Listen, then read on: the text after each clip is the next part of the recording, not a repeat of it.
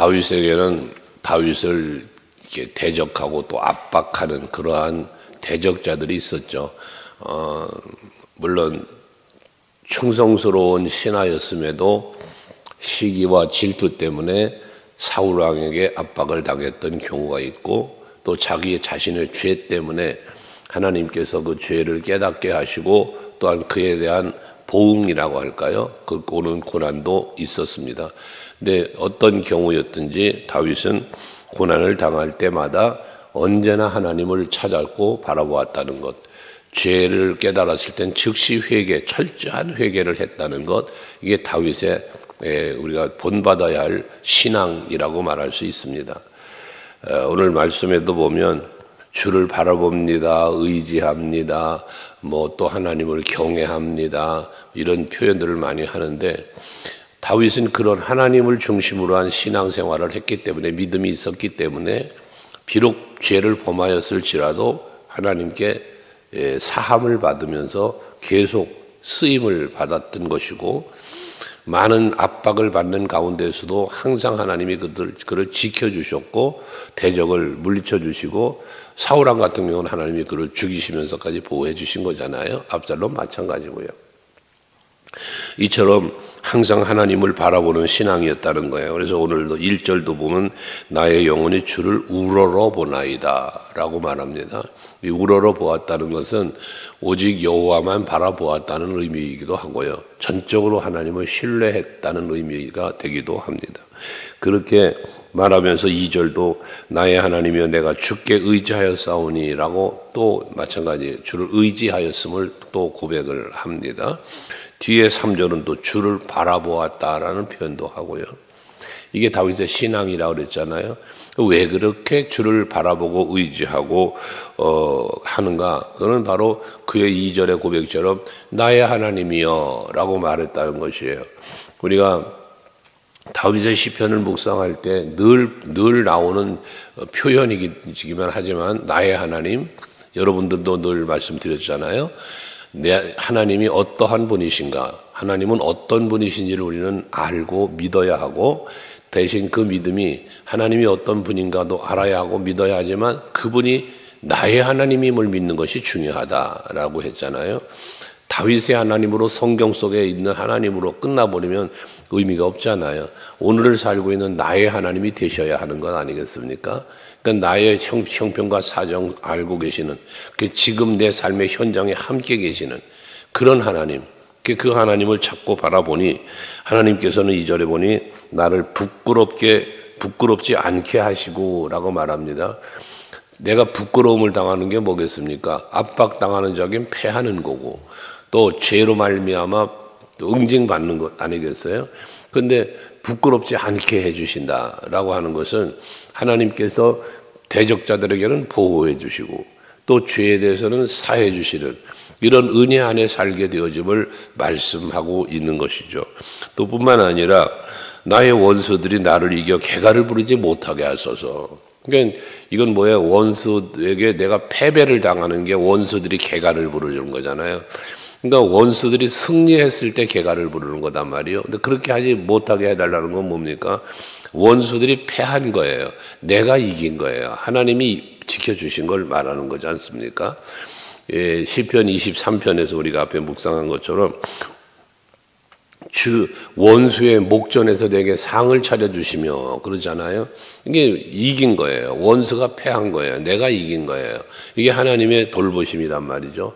이와 같은 믿음이 다윗에겐 있으니 항상 하나님을 찾을 수밖에, 원수가 대적하고 몰려와도 하나님을 찾고, 죄가 있어 참으로 하나님 앞에 잘못했을 때도 주를 찾고, 이게 바로 하나님의 은혜 속에 사는 비결이단 말이에요. 부끄럽지도 않고 원수를 물리칠 수 있게 되어진다는 거죠. 3절도 마찬가지. 주를 바라는 자들은 수치를 당하지 않으려니와 라고 말하잖아요. 수치를 당하지 않는다.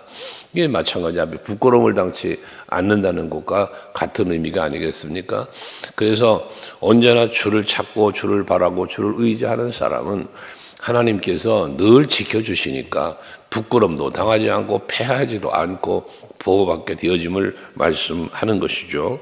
그러나 남을 속이는 사람, 까닭없이 속이는 자들은 수치를 당한다고 그러는데 까닭없이 속이는 게 뭐겠습니까?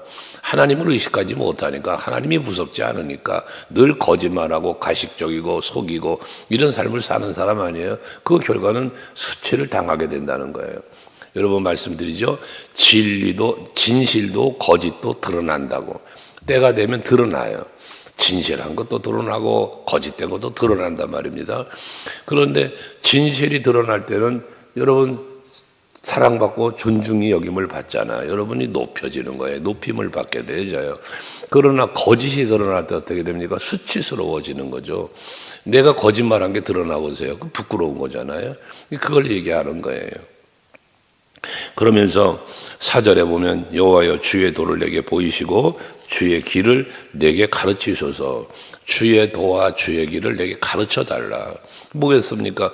주님 따라가겠다는 거예요. 주님이 이끄신 대로 살아가겠다는 것입니다. 사도 바울은 이에 대해서 성령 충만을 받으라고 말하잖아요. 우리는 항상 하나님의 말씀 따라 진리를 따라 살아가야 되겠는데 그걸 가르쳐달라고 다윗은 말하고 있어요. 그럼 진리가 뭡니까? 예수잖아요. 내가 곧 길이고 진리요 생명이다.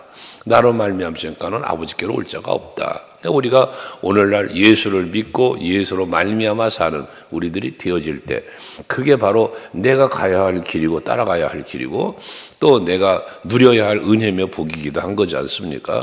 그걸 알려달라고 다윗은 기도하고 있다는 겁니다. 나에 가르쳐 달라는 거예요. 5절도 마찬가지. 주의 진리로 나를 지도하시고 교훈하소서. 주는 내 구원의 하나님이시니 내가 종일 주를 기다리나이다. 오직 내가 살 길, 지금 대적자들의 압박 또는 죄의 자리, 죄인의 모습 가운데서 내가 살아나고 회복되고 보호받고 갈 수 있는 이 생명의 길, 복된 길은 오직 주님을 바라보고 의지하며 살아가는 길이니 주여 나에게 그 길을 알려달라는 거예요. 여호와는 나를 푸른 초장으로 쉴만한 물가로 인도하신다 그러잖아요. 의인의 길로 인도하신다잖아요. 그게 바로 믿음으로 살아갈 수 있도록 이끌어 주는 건데 그 길을 걷게 하신다는 거예요. 하나님께서 그 길을 알려달라는 거예요. 욥기서 23장 10절 우리가 잘 알잖아요. 그 엄청난 고난을 당하는 중에 욥의 고백이 뭡니까? 그가 나의 길을 아시나니. 하나님께서 나의 길을 알아. 나의 미래를 안다는 거야. 그러니까 내가 지금 고난 당하지만 이 고난이 지난 후에는 순금같이 되어서 나올 것이다. 하나님이 인도하시는 그 믿음의 길, 생명의 길, 복된 길을 걷게 될 것이라는 말씀이죠. 그러니까 그 믿음이 있었던 욥은 그 고통 속에서도 하나님을 향하여 원망도 안 했고 그 입술로 범죄하지도 않았다고 말하지 않습니까? 그래서 여러분들도 길이요 진리요 생명 되신 예수, 오직 그 예수 바라보고 그 예수 따라가고 그 예수 의지하며 살면, 동행하며 살면 여러분들의 삶은 언제나 복된 길을 걷게 될 것입니다. 오늘도 한 날을 그렇게 사시기를 바랍니다. 내가 가고 싶은 길을 가는 게 아니라 주님이 인도하시는 길을 가야 하고 내가 하고 싶은 일을 하는 게 아니라 하나님께서 나에게 요구하시는 일을 그 뜻을 분별하고 살아갈 수 있는 이 하루를 살아가는 여러분 될 수 있기를 바랍니다. 그러면서 6절부터 7절까지 말씀해 보면 여호와 하나님의 긍휼하심, 그 인자하심을 구하죠. 그래서 주의 긍휼하심과 인자하심이 영원부터 있었사오니 저희 이것들을 기억하옵소서. 하나님의 인자하심은 영원하다. 긍휼하심이 영원하다. 영원 전부터 계셨고 영원토록 계실 것입니다. 예배소서 1장에서 말씀하는 것처럼 창세전에 너희를 예정하시고 택하시고 란 말이 택하시고. 근데 우리를 여러분들에 대한 하나님의 계획은 이미 창세전부터 계획되어져 있었다는 택하였다는 그런 말씀 아니겠습니까? 그건 뭘 말하는 거냐? 하나님의 우리를 향한 하나님의 뜻, 하나님의 계획, 하나님의 일하심은 영원 전부터 영원까지 있음을 이야기하는 것 아니겠습니까? 그러므로 하나님의 일하심에 대한 우리들의 신뢰, 그 신뢰가 꼭 절대적으로 필요한 거죠. 그 은혜로 말미암아 우리는 뭐 해야 돼? 하나님께 찬송하리로다 라고 말하지 않습니까? 여러분, 하나님이 인간을 지으심의 목적도 찬송을 받으시기 위함이요, 우리의 구원을 이루신 것도 예수 십자가에 달려 죽으시기까지 하며 우리의 구원을 이루어 주신 것도 찬송과 영광을 받으시기 위함이라고 했잖아요. 그러니까 이것처럼 하나님의 거룩하신 그러한 뜻, 그가 하신 모든 일들을 우리는 믿고 바라보면서 살아갈 때 거기에 생명이, 은혜와 복이 있다는 거예요. 거기에 뭐가 들어있다? 하나님의 긍휼하심이, 자비하심이 들어있다는 겁니다. 하나님이 세상을 이처럼 사랑하사 독생자를 주셨노라 라고 말씀하지 않습니까? 또 우리가 아직 죄인 되었을 때 그리스도께서 우리를 위하여 죽으심으로 우리에게 향한 자기 사랑을 확증하셨다 라고도 말씀하지 않아요? 이게 하나님의 긍휼입니다. 이게 하나님의 자비입니다. 이런 하나님의 긍휼과 자비를 알고 있기에, 믿고 있기에 7절에 보면 여호와여, 내 젊은 시절의 죄와 허물을 기억하지 마시고 주의 인자하심을 따라 주께서 나를 기억하시되 주의 선하심으로 하옵소서라고 말하잖아요. 근데 주의 긍휼과 인자하심을 믿고 있는 다윗은 자기의 과거에 지었던 모든 죄들을 용서해 주시기를 그 긍휼하심 앞에, 자비하심 앞에 구하고 있다는 것입니다. 여러분들도 많은 기도를 하실 때에 항상 구해야 할 것, 그게 바로 하나님의 긍휼입니다. 하나님의 자비하심입니다. 이것을 구해야 돼요. 왜? 하나님의 긍휼과 그 자비로우심이 없다면 우리는 살 수가 없어요. 하나님의 긍휼이, 하나님이 나를 긍휼히 여겨주심이 있어야 우리가 살 수 있단 말이에요. 그래서 마태복음 5장에 팔복을 말씀하시는 예수께서 긍휼히 여기는 자가 긍휼히 여김을 받는다 그러잖아요. 그러니까 우리가 하나님의 긍휼을 잊고 살기 위해서 우리도 긍휼히 여기는 마음을 갖고 살 수 있어야 된다는 것이죠. 1만 달란트 빚진 자와 그 작게 빚진 자, 큰 빚진 자, 작은 빚진 자의 비유를 예수님도 하시잖아요. 우리가 하나님 앞에 빚진 자의 마음으로, 바울이 그렇죠. 자기는 빚진 자라고, 복음의 빚진 자. 우리도 그 마음을 갖고 이제 나도 그 사랑받은 사람 갖고 또 사랑하고 베풀고 섬기며 살아가고자 하는 모습, 이거 매우 중요한 것 중에 하나죠. 우리 그리스도인의 삶에 있어서. 어쨌든 다윗은 하나님의 긍휼하심 앞에 자기의 죄를, 허물을 용서해달라고, 기억하지 말아달라고 기도를 하면서 주의 인자하심을 따라 주께서 나를 기억하시되 주의 선하심으로 하옵소서. 그러니까 다윗의 젊은 날에 죄가 있는데 죄는 기억하지 말고, 그리고 하나님의 그 기억 속에서 선하심으로 기억해 달라는 거예요. 인자하심으로, 선하심으로 나를 기억해 달라는 건 뭐예요? 죄에 대한 용서를 말하는 것이죠. 이것이 바로 여러분 앞에 말씀드린, 우리도 하나님의 긍휼과 자비와 선하심의 은혜를 입을 때에 우리도 하나님 앞에서 사함받은 뿐만 아니라 또 보호받고 은혜 누리며 살게 될 수 있다는 것 아니겠습니까? 그러면서 8절도 그러죠. 그렇게 인자하심으로 나를 기억해달라, 선하심으로 기억해달라고 말하면서 8절에 여호와는 선하시고 정직하시니 그러므로 그의 도로 죄인들을 교훈하시리로다 라고 말합니다. 여호와의 긍휼, 여호와의 선하심, 여호와의 진실하심을 고백하는 다윗.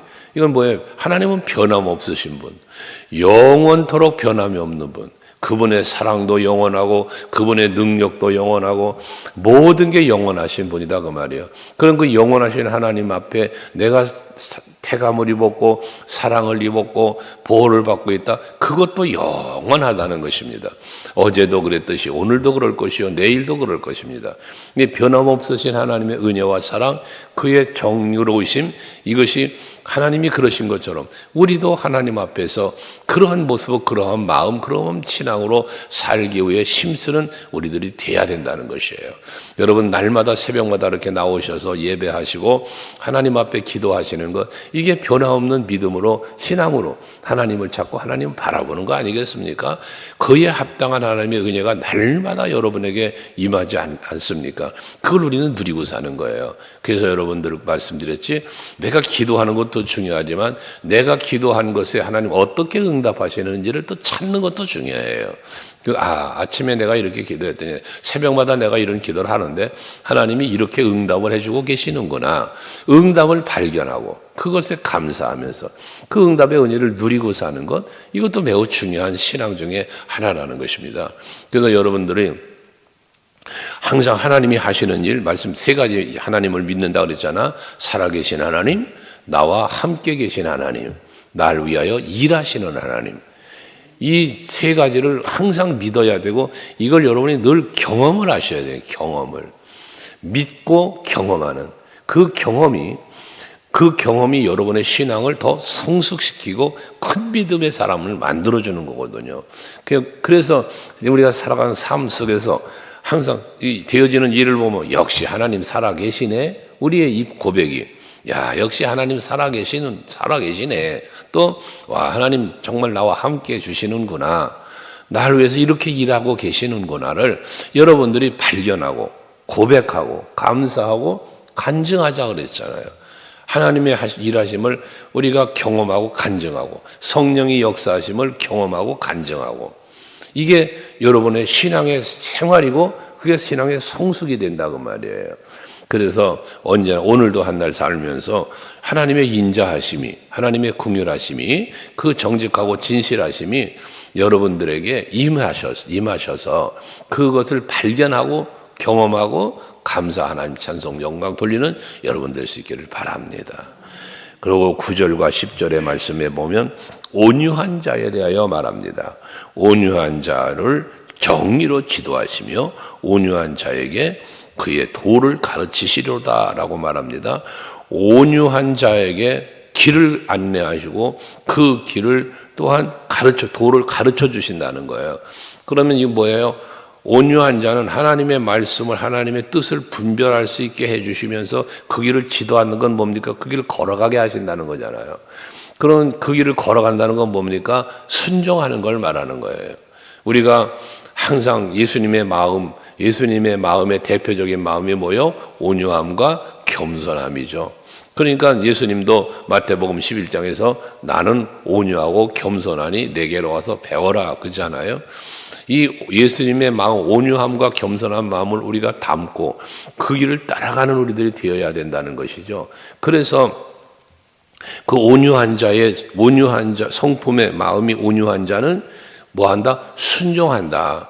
왜? 하나님이 그 길을 가르쳐 주시니까, 어느 길을 가야 할지를 알려주시고 지도해 주시니까 그 길을 걷게 된단 말이에요. 그러니까 10절에도 여호와의 모든 길은 그의 언약과 증거를 지키는 자에게 인자와 진리로다.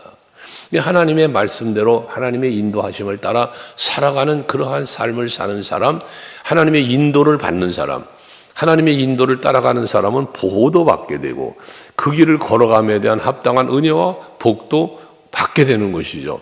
여호와는 나를 푸른 철장으로 쉴만한 물가로 인도하신대요.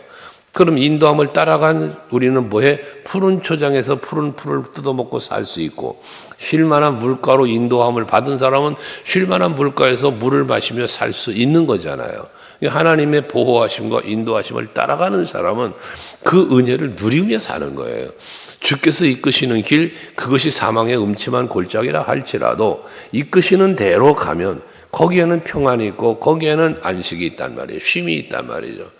오늘도 한 날을 살아가실 때에 주의 인자하심, 주의 긍휼하심으로 여러분을 인도하심을 온유한 마음으로 따라가셔서 예비되어 있는 그 모든 인도하신 곳에서 여러분들이 누리는 삶이 이루어질 수 있기를 주의 이름으로 축복합니다. 기도하시겠습니다.